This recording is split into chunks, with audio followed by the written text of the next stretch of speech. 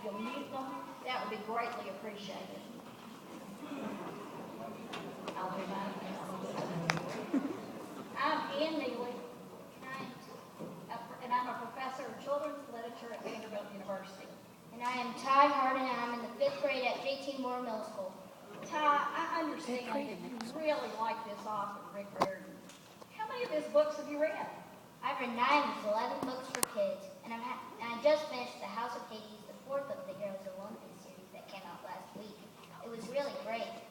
And I also like the 5 books in his Percy Jackson series. Do you know where he got the idea for the saying of Camp Half-Blood? Yes, when he was in college, he was the music director at Camp Capers, the summer camp. I guess that camp experience is where he learned so much about the stories kids love. Well, that, and the fact that I was a teacher of 6th, 7th, and 8th graders in San Antonio, Texas for 6 years. After they stopped teaching to become a full-time author. Oh, well, that explains it. He definitely discovered what kids like. For around your age and a little older, so he found out how to write books that they would love. So what did Mr. Riordan read when he was your age? Lord of the Rings, and I think he read it 10 times. I understand that because I've read his books about 15 times each. Well, I wonder if he has reread his own books that many times. Well, let's find out. It is our pleasure to introduce Mr. Rick Riordan.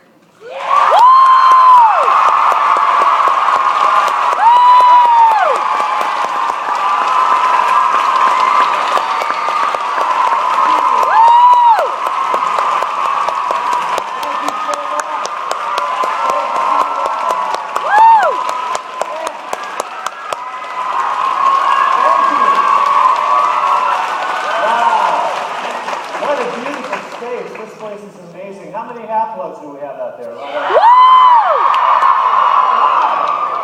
So I guess that means a lot of you parents are actually Olympian gods? Yeah, that's good because otherwise it would be awkward. I'm glad. Well, as you know, today we're here because the 4th book in the series just came out, The House of Hades. And I'm sure that I can share it with you as some of my fans online call it the house party of Hades. Is that from Tumblr? I'm not sure who did that, but they had a lot of spare time on their hands. People often ask me, Rick, how do you become a writer? They've heard stories that writers are always tortured souls who have depressing lives. So I thought I'd give you a little background about how I became a writer. It's true, when I was a kid, I was so unhappy. Yes, I never smiled. That's me with my Christmas stocking that says Ricky. Nobody loved me. That's me on my grandfather's lap. That's my mother on the left and my uncle on the right. My grandfather, everybody called him the Colonel because he was a colonel in the Air Force in World War II. And when I was a little older than that, he used to sit me on his lap. He had this briefcase, and he would bring out this blank paper and draw pictures and tell me stories. He just made up off the top of his head. That always amazed me. Like, how could he do that? And someday I said to myself, I want to tell stories like that too. My parents also loved to tell me stories. They were great influences. My dad, super role model. We did all sorts of vigorous, manly activities together. That was our favorite sport. I'm still pretty good at it.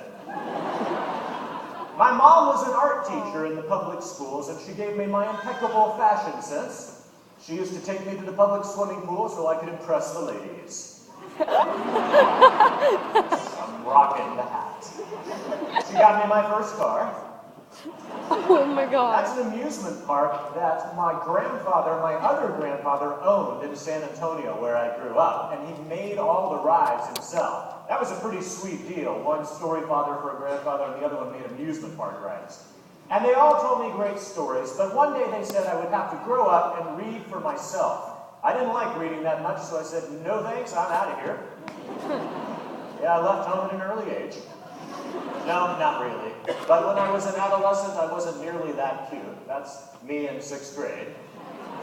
I was a very overweight child. I was self-conscious. My parents always made me do things outside, go camping, go hiking. I never really liked that very much. I did like animals. That was about the only thing I did enjoy. That would be communing with a rooster. The only thing I really liked to read were the things I wasn't supposed to read. My uncles, for instance, had this incredible collection of comic books. I love those. These are a couple that I still have.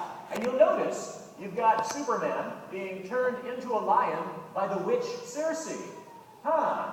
And over here you have the mighty Thor, who of course is the god of thunder, and his father Odin. So already the mythology is creeping in there. Now I would have been okay in elementary school, but then something terrible happened. Middle school. These are my teachers in middle school. Can you tell why I thought that middle school teachers might very well be monsters in disguise? That's funny. That dude up there on the second row, that's Mr. Fielder, my band director. He was this chain-smoking disco dude. He wore these leisure suits with the big collars and the gold chains. Horrifying. This guy here, that's Mr. Phelps. He was my history teacher. I was fairly sure that he was an android.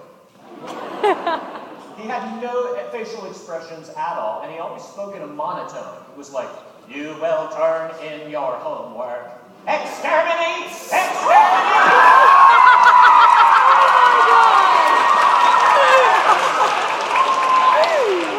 About the only thing scarier than the teachers were the students themselves. That is my class in 8th grade. Little did I know that my future wife is in this picture. I know, right? This is Becky, and in fact, this is from her middle school yearbook. You notice how she wrote Foxy next to that guy's name? That's not me. That's me. Nobody called me Foxy, go figure. As Ty mentioned in the introduction, there was one thing I read, and that was really the only thing I really liked. Now, see, back then, middle school was so horrible to me, I wanted to retreat from reality. But that's hard to do in 1978. We didn't have smartphones, we didn't have social media, we didn't have the internet, we didn't have video, we didn't have cable, we didn't have video games. Well, okay, I take that back, we had one video game, Pong. It's just really hard to do much of that. And so I kind of had to either go outside, which I hated, or read, which I hated. But reading was better, and I did discover The Lord of the Rings, which was a series I enjoyed. And then I found out that there was one teacher in my middle school that had done her master's thesis on The Lord of the Rings. And I thought to myself, that has to be the coolest teacher ever. I have to get into her class. Unfortunately, she only taught honors English, and nobody was going to put me in honors English. Nevertheless, I tried. I went up to my regular English teacher and I said, "I really want to get in Mrs. Papps' class." My teacher looked at me.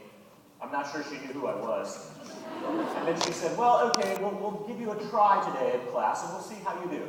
That day, she called on me, first time ever. She said, "Yes, Ricky, in the back," that's what they call me. "Could you please define irony for the class?" I blanked. I was like, irony is the fact that I can't think of the definition of irony right now. Fortunately, she bought it, and I got into honors English.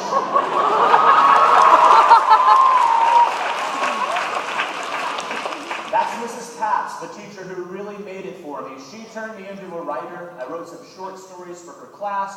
She told me I should submit them and try to get them published. I got some very nice rejection notes. I was not published, but I got the itch to be a writer.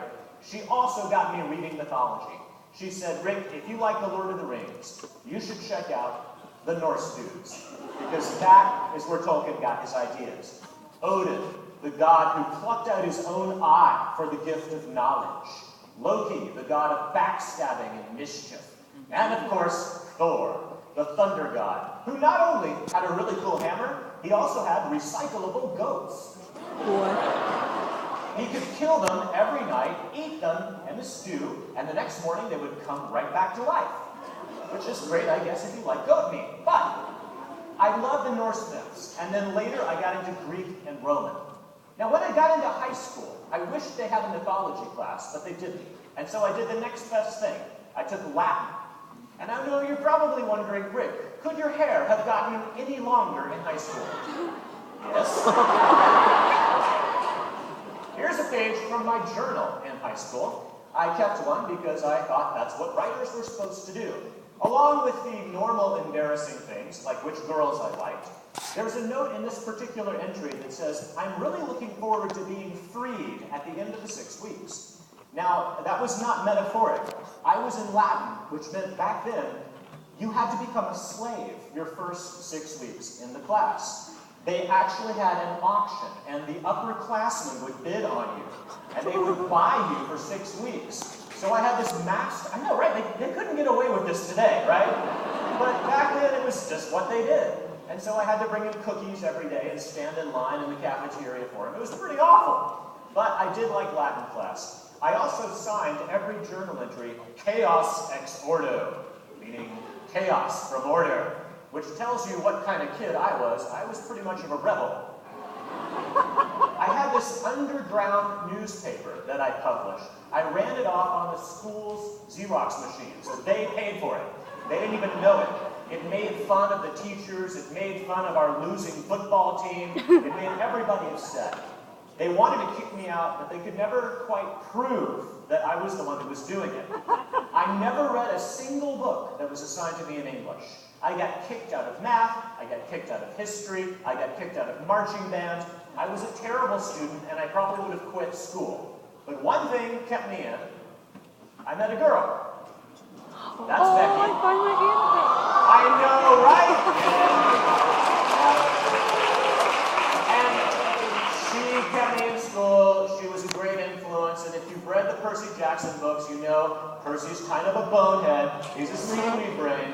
And he has to have Annabeth around to tell him what to do and put him back on the track. And so Becky really was my Annabeth. And that's kind of where I got the whole idea that Percy had to have an Annabeth.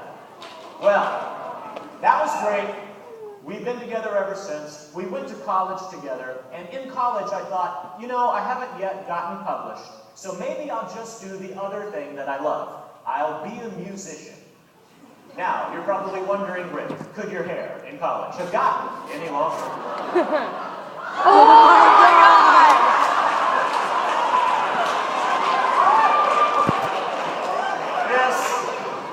My son Patrick looked at this the other day and said, yeah, Dad, that was back when you were cool. I was in a folk rock trio in college. That was my job. We played gigs all over Austin and San Antonio, and that's how I paid my way through college. We were terrible. I found our demo tape the other day, and I thought about just putting it on iTunes for fun, but I was afraid I would break the internet. It was horrible. Fortunately for all of us, I did not end up becoming a musician. 2 good things happened to me while I was in college. The first was that Becky and I got married. Aww. That was good. And you're wondering, why are there candles on our wedding cake? Well, that's because Becky and I have the same birthday. She's exactly 30 minutes older than I am. So, we got married on our mutual 21st birthday so we could keep all the important dates together, and I have not once ever forgotten my anniversary.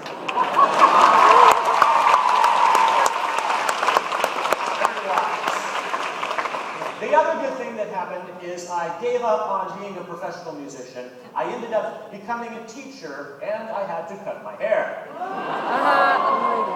I loved teaching. I had such a good time with my students. I taught for 15 years, everything from 4th grade up to 12th grade. Most of my time was in the middle school. That's a picture of me in my classroom. I tried to do fun things with my students. I, as a student, had too many boring classes. I didn't want to do that to my kids. So, for instance, when we studied Korea, we invited the local Taekwondo team to come over and teach us some moves. They wanted to break boards over my head. I said no. When we studied Shakespeare, we got some combat stage actors to come and teach the kids how to fight with rapiers. It was really awesome. And yes, when we did the Greek gods, I got permission to put the kids in the Greek chitons in their robes, and we went out back, got the fire pit going, and we did burnt offerings. Can you believe they let me do that? By the way, just a word of warning, if you ever want to sacrifice to Aphrodite, burning Barbie dolls smell really bad.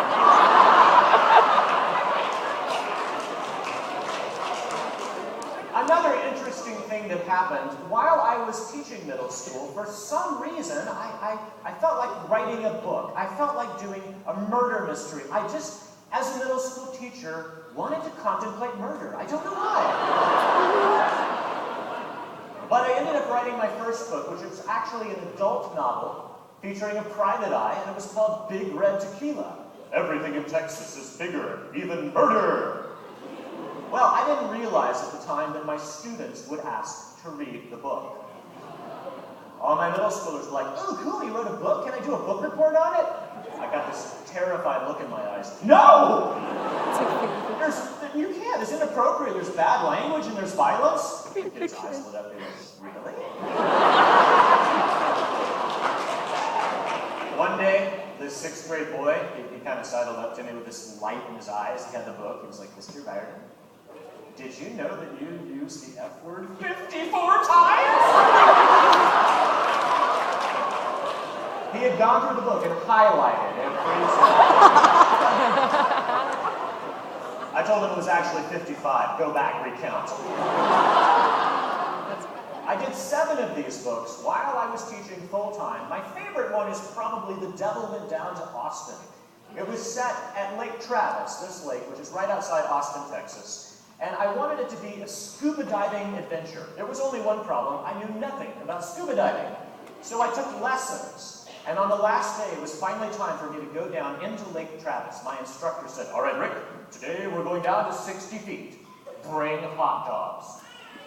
And I was like, "Why are we, don't ask, bring hot dogs." So there I was on the fateful day. I had my scuba tank on and my package of Oscar Mayer weenies.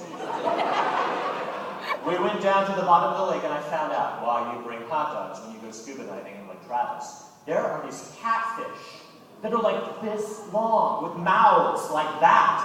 And you take the hot dogs and they just go boom. And I guess if you don't bring the hot dogs, they eat your face. I'm not really sure. Don't ask. Well, perhaps you're wondering, why then, if I was a published author, was I still teaching? Why not just write full time? Well, let me put it this way. It's a little bit harder than you might think. How many books do you read in a year? Would anyone give me like a ballpark number? How many do you think you read? Yes, the camera. Yeah. About 40 books. That's pretty impressive. Yes. More than 50. Wow, that's like one a week. All right, right here. About 100. Wow. The average American reads 15 books a year. Yeah. In fact, 40% of American adults read 0 books a year. So, I know. So you guys are bringing up the average. Now, separate question, however. How many different titles, new books, do you think are published every year in the U.S.? Does anyone want to hazard a guess? What do you think? Yes, sir, right there. 1,300. Any other guesses? Yes, ma'am. About 600. The actual number might surprise you. Every year we publish 328,000. That's not that many. So, what are the chances that you're one of the 15 that people are going to read? It's not real great. Oh, but you're thinking, well, but if you buy a book, you get a lot of money from that. Like if you bought the hardcover of House of Hades, that's like, what, $20, right? $20. Okay, but how much of that does the author get? Do you want to take a guess? How much do you think? Yes, ma'am. About $5? I wish. Oh. It's actually about 10%, so about $2 if you bought a full-price hardcover. Yeah, so where does the rest of it go? Well, it's divided between the publisher and the wholesaler and the distributor and the bookseller. In other words, how many would you have to sell to get really rich? A lot. But they do give you money up front. It's called the advance. That's sort of the publisher's guess on what your cut will be. And I don't mind telling you that my first advance for Big Red Tequila was $15,000. Well, that was great. I was happy to get it. But if that's your salary for a year, and you have a family of 4, that puts you below the poverty line. In other words, I didn't quit my day job. I was okay with that, though. I loved teaching. I got a reputation for being a storyteller. I often dressed in funny costumes. When we did colonial America, I looked like this. Thank you. When we did ancient Japan, I looked like that. told all kinds of stories, from myths to folklore to fables and everything. Most people really liked my stories, but not everybody did. This is Patrick's class, my son's at the school. I was his guest reader so many times in the library that they really got tired of seeing me. One day, I went to his class, and you know how the teacher goes, "Okay, everybody, we have a special guest today. Everybody close your eyes." And I snuck up to the front of the library, and the teacher said, "Okay, open your eyes, surprise!" This girl in the front said, "I knew it was going to be him again." Anyway, I got a reputation as a storyteller, and my students always said, "Hey, why don't you write these things down? You should be doing books for children." Only problem, I didn't know what to write about. And then something interesting happened. I had kids of my own. In 1994, our first son was born. Aww. Yeah, I know, he was pretty cute back then. He doesn't look like that now. Well, we named him Haley, and I know you're probably thinking, Haley, that's a girl's name. Well, actually, it's an Irish boy's name, and it means ingenious. But like a lot of Irish boys' names, like Riley and Carrie and Kelly, it got sort of co-opted and it became a girl's name. We had no way of knowing that 1994 would be the year that Haley became the most popular girl's name of all time. So, sorry, buddy. He doesn't really care. He's always been pretty happy-go-lucky. I did a lot of reading with him when he was little. I wanted him to like books more than I did. Unfortunately, Haley, he was kind of a troublemaker. He doesn't look like a troublemaker, does he? I remember one time, though, we used to have this floor grate for the furnace, and Haley had this bowl of Cheerios, and he walked up, he dumped some in there just by accident. They caught fire. Flames were leaping up from the depths of Tartarus. His mom and I, we got out the fire extinguisher, and we were like, and Haley was like, cool. The next day, he decided he wanted to see it again. He got a basket of clean laundry. He dumped it on the furnace grate. He went over to the thermostat, and he put it to 100. We came back in, smoke billowing up, flames everywhere. Ah! And that's just the kind of easygoing kid Haley was. Unfortunately, it just got harder when he got into school. Haley didn't like school. Turns out not only is he ADHD, which means he really has a hard time standing still, but he's also dyslexic. He has a lot of trouble reading. So, of course, school was hard. I tried to tell him stories to keep him interested in school. I said, "Is there anything that you like in school?" He said, "Well, we are doing this one unit on the Greek myths, and that's kind of cool." That's Haley doing his wax museum project for the Greek myths. They all dressed up as the gods, and you had to press this little button at their feet, and they would recite their lines. He was Hades. So I started telling him stories, except I decided to modernize them, to make it a little more interesting. I thought to myself, well, what if Zeus was walking around New York in a pinstripe suit? What if Poseidon was on the beach in his Tommy Bahama shirt? And maybe you could have Ares in his biker gear riding a Harley. Yeah! Woo! But of course I needed a hero for this story, so I made up a demigod who had ADHD and dyslexia like my son. I said, you know, Haley, if you have those conditions, there's a pretty good chance you're a demigod. He was like, yeah. I made up a bedtime story for him, and that's how my hero was born, Peter Johnson.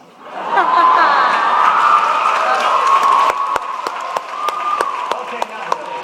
Percy Jackson. Whatever.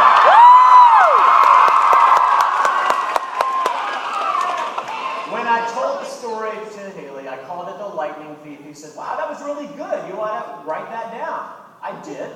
I let some of my students read it, they liked it, and so I sent it to New York, hoping to publish it. Right away, an agent liked it enough to represent me. Her name was Nancy Galt. She's still my agent. There's Nancy. She sent it off to the publishers. Some of them really didn't get it. One publisher said, there's too much action in this book. Wow. Kids don't want that. Slow it down. It's like, make it more boring. It's like, no, I don't really think so. So we went with a different publisher, Disney Hyperion, and this person here, Jennifer Besser, she became my editor. She said, all right, I love this book, let's start talking covers. Now I'm sure you've heard, don't judge a book by its cover. Total lie, right? Everybody judges a book by its cover. So it's really important to get it right. Here was their first idea for the Lightning Thief cover. Wow. Second idea. They decided to clean this up a little bit and try it again. Third idea. And that one actually was the first cover that was published for the Lightning Thief. Sometimes you'll still see hardcovers that have that. I didn't like it though, and it didn't sell very well. So I talked to Jennifer, the editor, and she said, okay, let's try again. She found a new artist, a guy named John Rocco.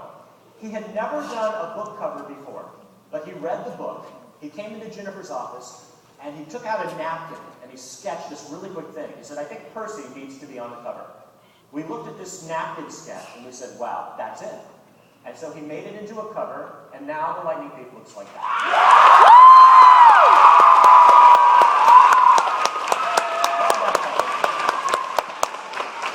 The funny thing is that every time a new country publishes the book, they get the right to do whatever they want with the cover. So it looks different in all kinds of places. There's the British cover. There, if you can't see, it says the motto is half boy, half God, all hero. All hero. One boy got really upset about that. He said, Mr. Riordan, is that a spoiler? I was like, what do you mean? He said, he's half boy. Does that mean he's half girl? No. Here's the book in Korean. I wouldn't want to put a nose ring on that guy. And Swedish. What is that guy doing? He's like, I just to get over here. Some of the covers, I swear, they look like they were done for about $10. That's the Russian cover. Looks like Percy Jackson goes to Candyland. And the Romanian cover, oh my, yeah. Wow. That just grabs your eye. So Percy Jackson in Hotel Fugel Rudy. Zeus is like, yes. But I do think the Germans really took the cake. Oh, the Germans. I heard that the Germans were serious, somber people. They like these really dark covers. I was preparing myself for that. I get the cover and it looks like this.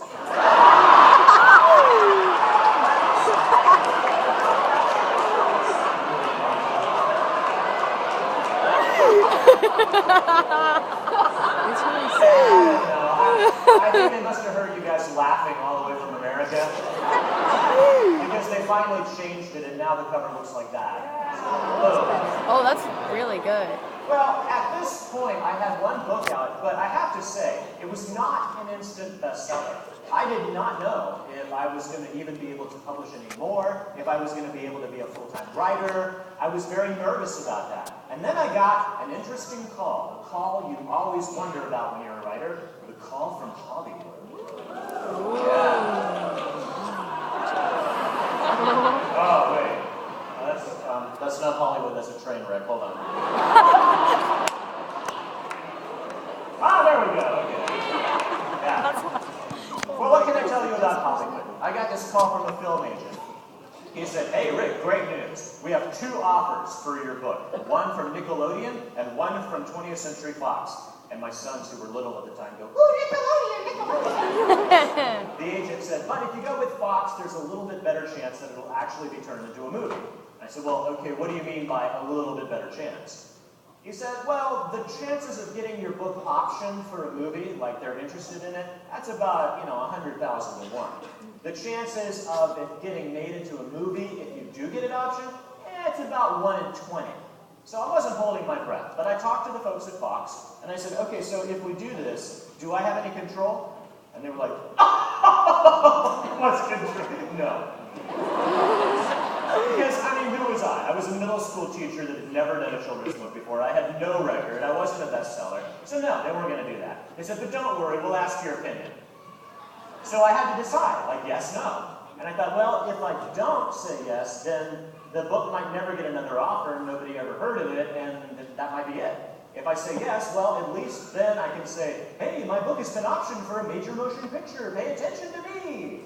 And actually, that's what happened. I went ahead and said they could do the movie, and so it got noticed, and a lot of people heard about the books. Years passed before they finally did the movie. They called me and said, okay, hey, we finally have a script. This was like 5 years. And so they sent me the script, and they wanted my suggestion. So I read the script. I was like,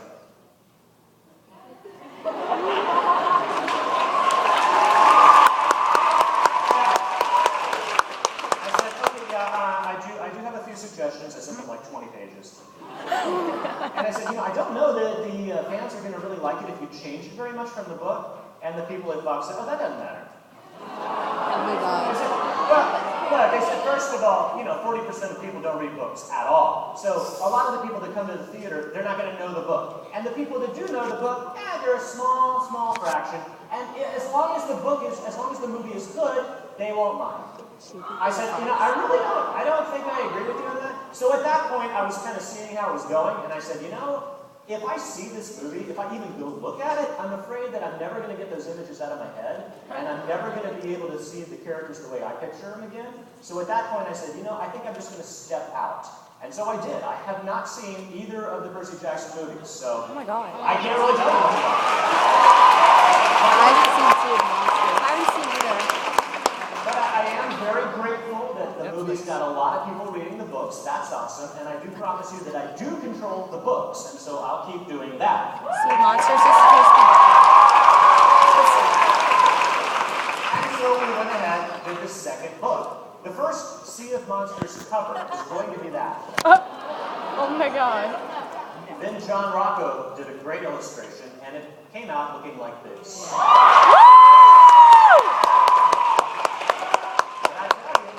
Covers are always tricky. Even when we did the graphic novel, the comic book version, we just couldn't decide. They sent me 3 different sketches for the Sea of Monsters graphic novel cover.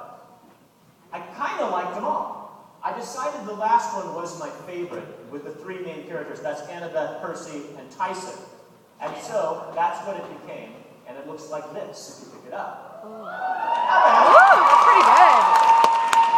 Again, overseas, every country did their own thing. Here's the Sea of Monsters in Vietnam.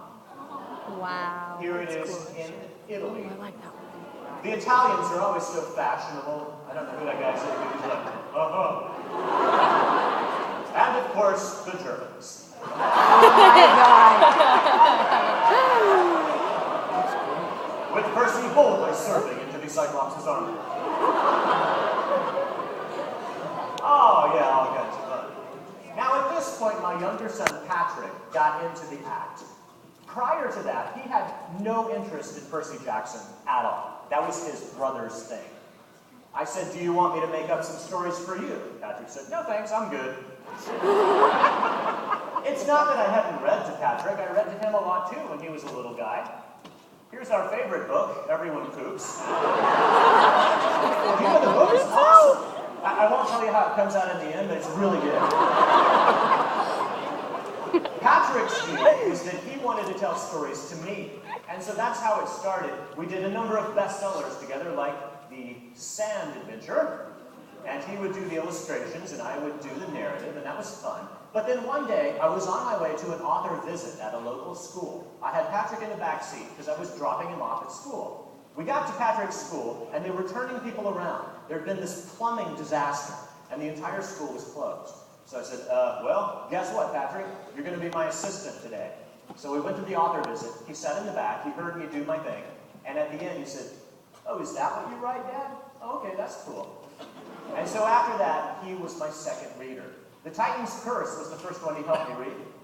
Now the cover again, really difficult. John Rocco did 3 different sketches. That one, That's pretty not good. bad. This one, we said that looks too much like The Lion, the Witch, and the Wardrobe. Then he did one of Thalia out in the woods. And finally, he did this little sketch like that. Percy on his Pegasus looking out over Manhattan. And that became the cover for the third Percy Jackson book, like the Titan's Curse. The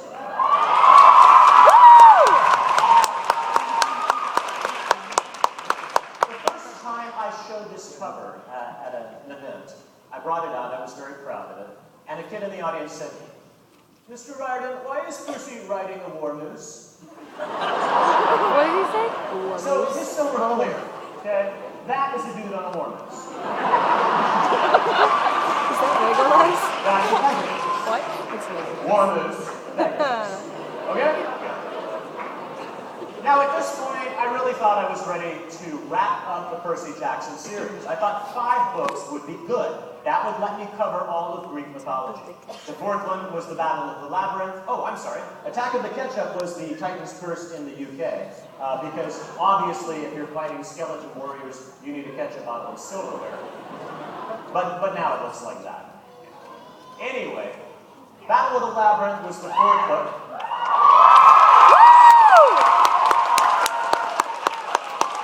And we wrapped it up with The Last Olympia.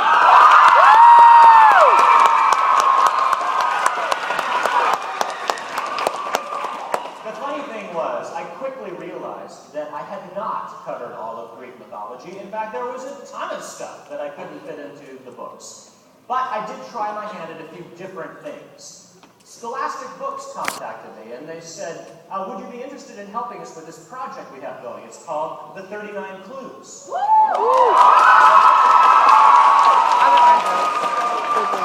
I really enjoyed that. And then I decided to go to Egypt, and I wrote a series about that mythology called the Canaan Chronicles.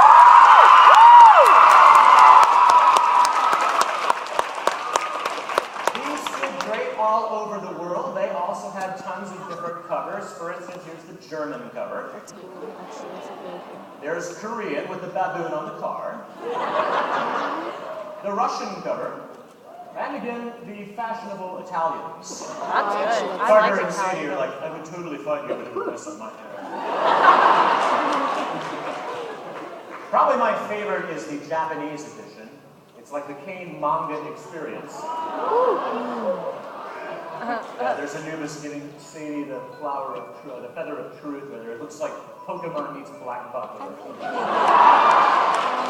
He says manga.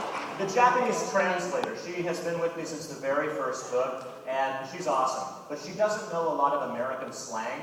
The very first time we worked together, she called me and said, "Mr. Riordan, I have a question." I said, "Okay. What is a wedgie?"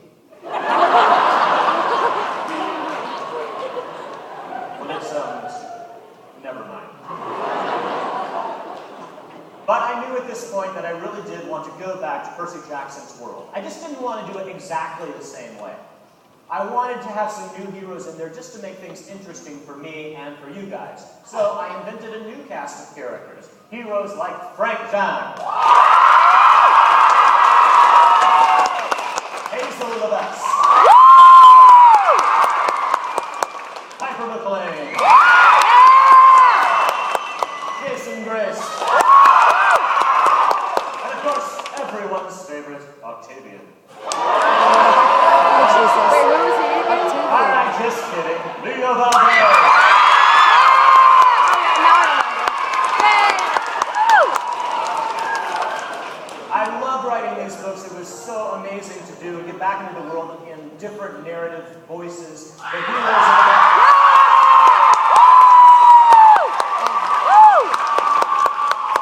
of the first 3 books brought the Greeks and the Romans together and sent them off on a quest. The House of Hades came out last Tuesday, as you know.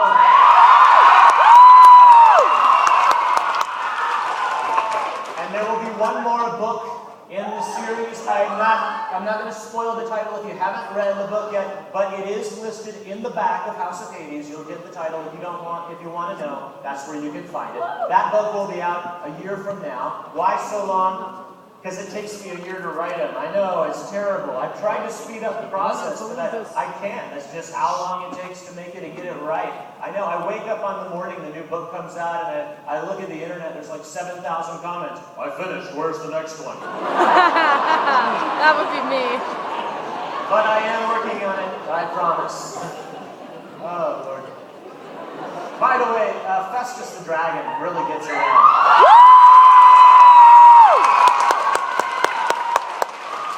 It's like every cover all over the world has Festus. Here he is in Britain. There he is in Chinese. That's so cute. And I think the Germans really redeemed themselves. They did. Whoa! Well, so that's where I am. So what's happening now? My family and I have just moved to Boston, Massachusetts. That's me in my home office. That's the view from my window. Yeah, nice. That's a really good view. The family's really enjoying it up there. We're from Texas originally, so, it's just a nice change for a few years. The kids are going to school up there. There's me and Becky. That's Haley in the back, and Patrick holding the dog. Haley, believe it or not, for a dyslexic kid, he is going to college majoring in creative writing.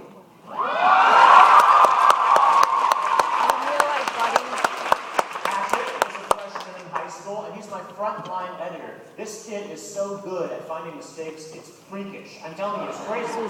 He read my manuscript a few years ago. The first one, I think, was Son of Neptune. And he said, "Can I get paid for every mistake I find?" Oh. And I was like, well, okay, I've read it. My editor has read it. Sure, why not? He said, okay, $10. I'm like, whoa, okay. I was figuring he'd find 2 or 3. I said, fine. He found 40 mistakes. This kid's going to put himself through college finding my mistakes.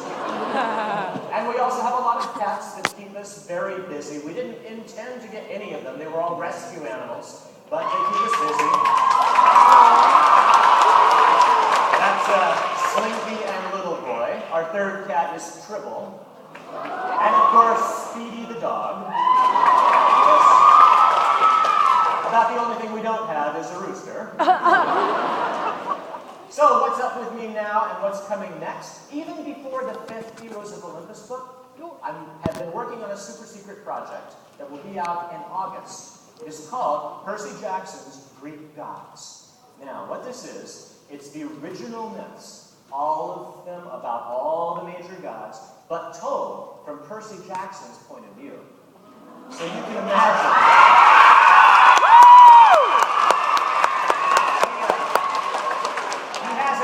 Snarky things to say about the gods. And this is the first time this week that I can share the cover with anybody. And so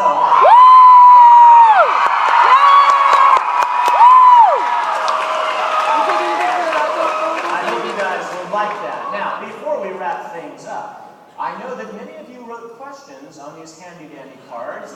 They have pulled a few for me to answer. I have not seen these yet, so it will be a surprise to me. Let's see what you guys want to know.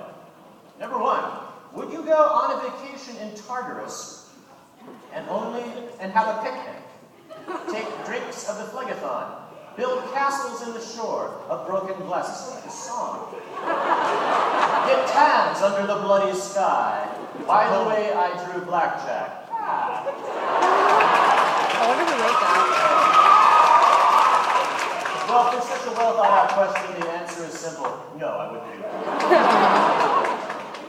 All right, next question. Will Half-Blood be getting its own village like in New Rome? I'm thinking Persebeth, perfect ending, smiley face XOXO. Yes!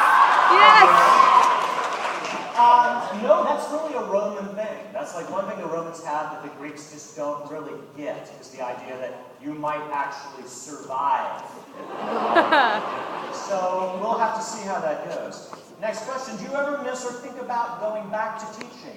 Yeah, I love teaching. It's always my favorite thing. But, the thing is, I still feel like a teacher. It's just now I have like several million kids in my classroom.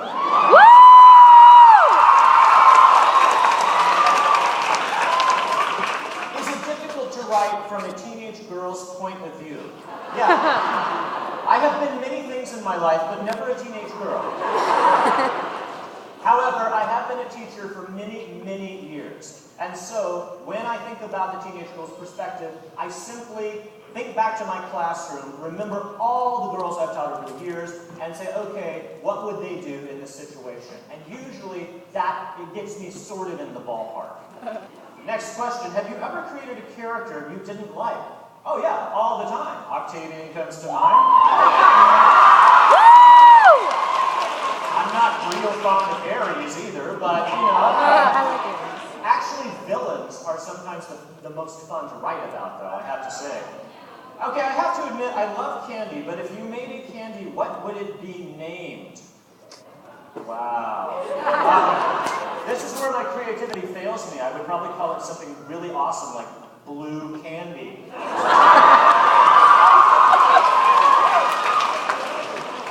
Why do people call you Uncle Rick? Yes, they do. Uncle Si. That started online. It started with the Brazilians. They call me Tio Rick, Uncle Rick. But as I always tell people, the word Tio, uncle, is derived from Theos, which is Greek for God. So you can just call me Godly Rick. That's okay, I'm not buying it either. It's all right. Have you researched any interesting ancient sports for the Percy Jackson books? If so, which one was your favorite and why? Quoits. I had never heard of quoits. It's like horseshoes, except with like metal frisbees. That was very strange. I'd never heard about it. There's a story about a guy who gets killed by a quoit, and I wasn't sure what that was. So. Would you mind giving us your best impression of a fangirl? You're kidding, I couldn't do better than you guys.